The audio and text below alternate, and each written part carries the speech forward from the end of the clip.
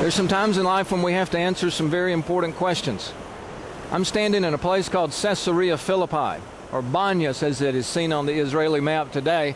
But in your Bible, it'll be Caesarea Philippi, and you'll find the story in Matthew chapter 16. When Jesus walked with his disciples all the way up here, it's about 40 miles, some severe mountain climbing, and he wanted to ask them two questions. It turns out at least one of those questions was the most important question that those men had ever answered. The reason Jesus brought the disciples here deals with the history of this place. That cave behind me is very, very important. We've read a lot about the gods of Baal and Asherah in the Bible. Well, in the winter, the legends said about these gods, these false gods, they had to go somewhere because all the crops died. The water that Baal was in charge of was suddenly missing because of the way things died in the winter. And the legend said that Baal and Asherah went down underground through this cave, through the gates of Hades, and that's where they remained in the abode of the dead until it was time for the spring.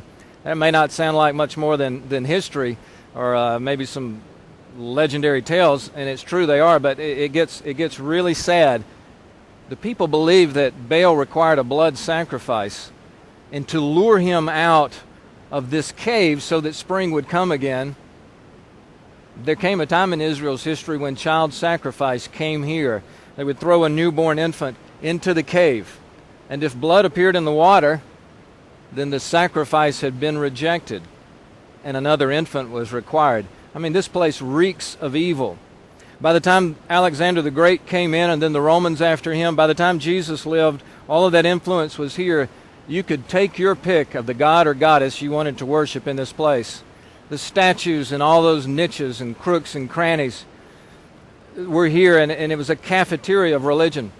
And so Jesus and the disciples walk here, and as they're around all of these statues, all these religious options, Jesus says, "Who do people say that I am? Who do men say that I am?" Well, they gave him some different answers. Some say you're Elijah. Some say a great prophet. Some say John the Baptist come back to life.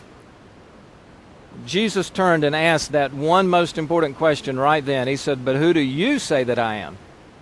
Can you imagine they walked all this way just to hear that one question? Peter's the one who finally answered. He said, "You're the Christ, the Son of the living God." No rock God for us. We've seen the miracles. We've seen the evidence. You're the Son of the living God. Jesus was very pleased with the answer.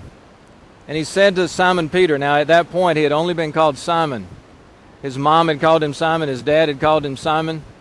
But he said, "I'm going to give you a new name. I'm going to call you Cephas," which means rock. We get the word Peter from that. All around us is a flat rock. I mean, it's just rock everywhere. He said, "Peter, here's what I want to do. I want to build my church on this rock, and the gates of Hades will not prevail against it." You know, history has shown us that the Catholic Church interprets that passage to say that's why Peter's the first pope. The Protestant Church came along and said, no, it's not that Peter's the first pope, it's what he said, it's his confession that's so important. But you look around here, there's rock everywhere. I mean, this country is filled with rock. And Jesus said, "I'm going to build my church on this rock." With all the evil that was going on here, guys, the last thing they would expect is a church right here. But I want you to go and influence your world. I want you to go make a difference. Don't hide from the evil in your community. Avoid it. Don't be involved with the temptations. Don't take part in the evil. But we will attack the gates of hell. This is where those disciples got their marching orders to make a difference. And so the waters of the Jordan River begin here and go all the way down to the Sea of Galilee and all the way down to the Dead Sea. Somewhere along the Jordan River, Jesus was baptized. And as he left this earth after that incredible ministry, he asked us to be baptized. Do you realize the connection here? I want you to be lowered beneath these waters that have come from such an evil place of all that Baal and Asherah controlled. You're not afraid of the devil. You're not afraid of any evil. I want you to go down underneath enemy territory where if you stay long enough, it's true, you'll die physically.